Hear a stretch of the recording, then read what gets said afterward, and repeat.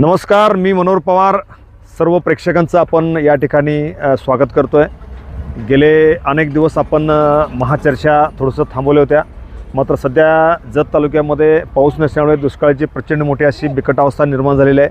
त्यामुळे आज आपण महाचर्चेच्या निमित्तानं आपण आता जत तालुक्यातल्या दुष्काळी टप्प्याचा दौरा, गावाचा दौरा आपण करण्यासाठी बाहेर पडलेले आहेत. आपण आलो आहे आता दरीबडची तालुक्याचा जिल्हा सांगली या गावामध्ये. या ठिकाणी विठ्ठल मोरे यांची डाळिंबाची बाग या ठिकाणी आहे. गेले महिनाभर आपण जर बघितलं तर पाठीमागं विकत पाणी आणून त्या बोरमध्ये ते सध्या सोडत आहेत. प्रचंड अशी बिकट अवस्था जत तालुक्याच्या पूर्व भागामध्ये झालेली आहे. गेल्या वर्षी जर बघितलं तर जादा पावसामुळे अनेक शेतकऱ्याचं नुकसान झालं. यावर्षी पाऊस नसल्यामुळं शेतकऱ्यांचं फार मोठं नुकसान होत आहे. आपण जर बघितलं तर पूर्ण डाळिंबाचं जे या ठिकाणी पीक आहे या ठिकाणी भरात आलेलं आहे. मात्र ऐनवेळी पावसाने दगा दिल्यामुळे या शेतकऱ्यांना मोठा असा फटका बसतो आहे.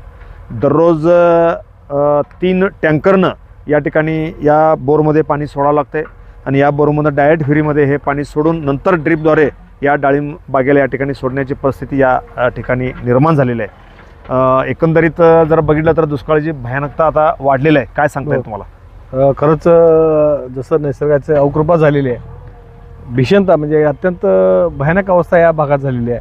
खरं तर डाळिंब बागेला विकत पाणी घालावं लागतं आहे, हेच एक दुर्दैवी बाब आहे महत्त्वाचं. जसं गतवर्षी पाऊस इतका झाला बास म्हणून पण पाऊस झाला आणि यावर्षी एकदम पूर्णपणे कोरडं पडलं. यामुळे निसर्ग चित्र असं बदललेलं आहे की अचानकच एखाद्या वर्षी भरपूर पाऊस पडतोय, अचानक एखाद्या दिवशी पाऊस पडतच नाही आहे.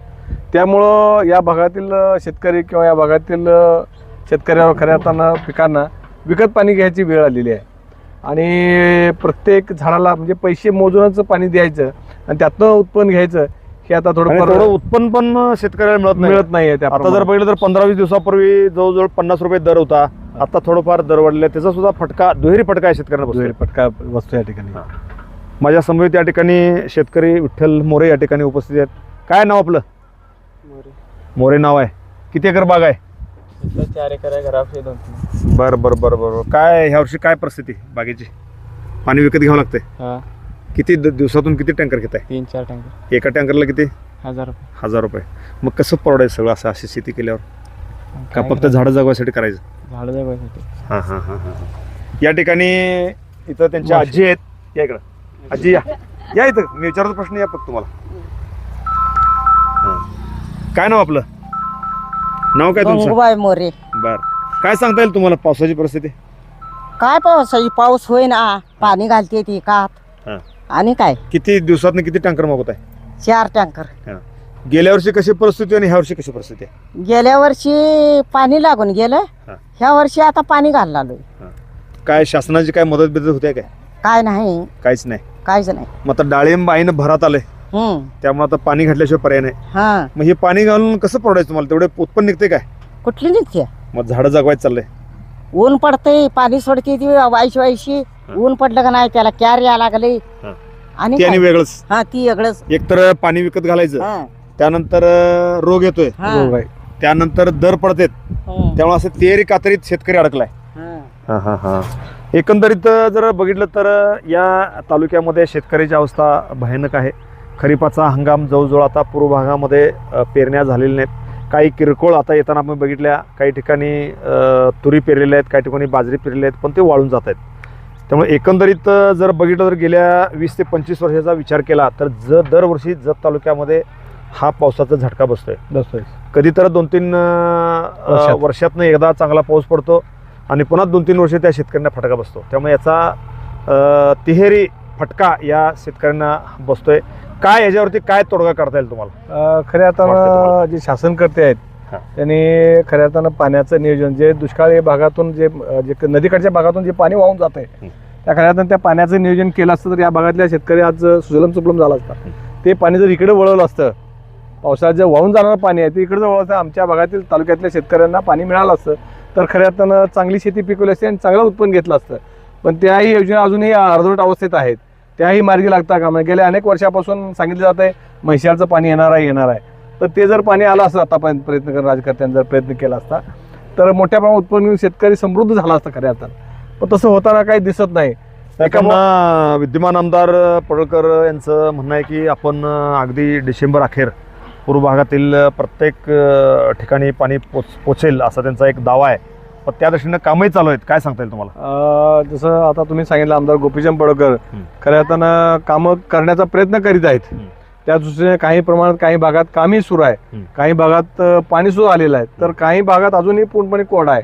या भागात अजूनही कॅनल नाहीत, या भागात अजूनही पाईपलाईनची कुठली व्यवस्था नाही, अजून या भागाचं काम पूर्णपणे होणार आहे. खऱ्या अर्थानं जर त्या पावसाळ्यात पडणारं जे पाणी जे पूर तिकडे येते सांगलीला वगैरे, त्या पुराचं पाणी इकडे वळवलं असतं तर हा भाग आपला सुजलम सुफलम होता. पण नुसते जत तालुक्यामध्ये एवढे मोठे तलाव आहेत, तलाव जरी भरले तर याचा निश्चितपणे या शेतकऱ्यांना फायदा होणार आहे. खरं आज जर बघितलं तर किरकोळ 2-3 जर तलाव सोडले तर 17 ते 18 तलाव पूर्णपणे कोरडे पडलेले आहेत. कोरडे दरीबडशीमतला तलावामध्ये पाणी नाही. त्यानंतर तुम्ही जर बघितलं तर सोडीच्या तलावात पाणी नाही, सिद्धनाच्या तलावात पाणी नाही, दोड्डा नाला असेल किंवा गुड्डापूर असेल, अशा मोठ्या मोठ्या तलावामध्ये सुद्धा पाणी नाही. त्यामुळे किमान जत तालुक्यातले हे तलाव जरी म्हैसाळच्या पाण्यानं जर भरले तर याचा शेतकऱ्यांना निश्चितपणे फायदा होईल. काय सांगता येईल तुम्हाला? खऱ्या अर्थानं आता जसं आपण जे पावसाळ्यात पडणारं वाहून जाणारं जे पाणी आहे ते थांबून जरी आता आपण मग सांगितलं ते जरी इकडं पाणी पाठवून दिलं किंवा ते पाणी ह्या तलावातल्या जरी सोडल्या तरी सुद्धा आपल्या भागातील शेतकरी चांगलं उत्पन्न काढू शकतात. मात्र पाणीच इकडं येत नसल्यामुळं आणि अजूनही काही सुविधा व्यवस्था झालेली नाही पाणी सोडण्यासंदर्भातली किंवा कॅनल्स पूर्ण आहेत, यामुळं अजून बऱ्याच शेतकऱ्यासमोर अडचण. यासोबतच जे आता जसं ज्या आपल्या आजीनं सांगितलं की ह्या भागात खऱ्या अर्थानं एका बाजूला निसर्गचक्र ते सुद्धा बदलते, दुसऱ्या बाजूला रोगराई मोठ्या प्रमाणात आहे, मिळणारं पिकाचं उत्पन्न तेही मिळत नाही. त्यामुळे सगळ्या संकटात शेतकरी सध्या अडकलेला आपल्याला दिसून येत आहे. त्यामुळे या शेतकऱ्यांना निश्चितपणे बाहेर काढण्यासाठी सरकारने वेगवेगळे पावलं या तालुक्यामध्ये उचलण्याची गरज आहे.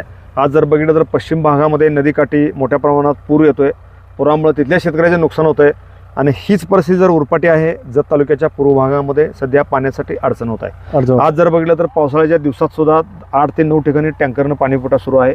ही संख्या जर महिनाभरात जर हा पाऊस नाही झाला तर किमान 50 ते 60 टँकर या तालुक्यामध्ये सुरू करण्याशिवाय पर्याय नाही. त्यामुळं एक वेगळा निर्णय घेऊन जे वाहून जाणारं पाणी आहे हे सर्व पाणी जत तालुक्यातल्या या दुष्काळी भागामध्ये सोडून सगळे तलाव भरून जर घेतले तर या शेतकऱ्याला त्याचा निश्चितपणे फायदा होईल. काय सांगता येईल तुम्हाला? आता तुम्ही सांगितलं महिन्याभरात जर पावसानं जर दडीच मारली तर अक्षरशः प्रत्येक गावनगाव अगदी टँकरच्या पाण्यानं द्यावं लागणार आहे. यामुळं प्रशासनाने वेळीच दखल घेऊन तातडीनं त्यासोबतच आणखीन काही गोष्टी काही ठिकाणी चारा छावण्यासुद्धा चालू करावं. सध्याच आता प्रशासनाकडे 8 टँकर सध्या सुरू असल्या आपल्याला माहिती मिळते आहे. अजूनही बाकीच्या गावांचे प्रस्तावसुद्धा आलेले आहेत, पण अजूनही सुद्धा म्हणावा तसा पाऊस न पडल्यामुळं या पुढील काळात जर पाऊस पडलाच नाही तर आणखीन टँकरची मागणी जोरात वाढेल. कमीत कमी एक 50-60 टँकर आपल्याला या ठिकाणी प्रशासनाकडून घ्यावे लागतील आणि ते नागरिकांना पिण्याच्या पाण्याची व्यवस्था करावी लागेल सुरुवातीला. नंतर जनावरांसाठी सुद्धा पाण्याची व्यवस्था किंवा चाऱ्याची व्यवस्था हे करावी लागणार आहे. यामुळं प्रशासनापुढं एक आव्हान निर्माण झालेलं आहे. महिन्याभरात पाऊस व्हायची अपेक्षा सगळ्या बाजूने होत आहे. बघूया भविष्य काळात काय.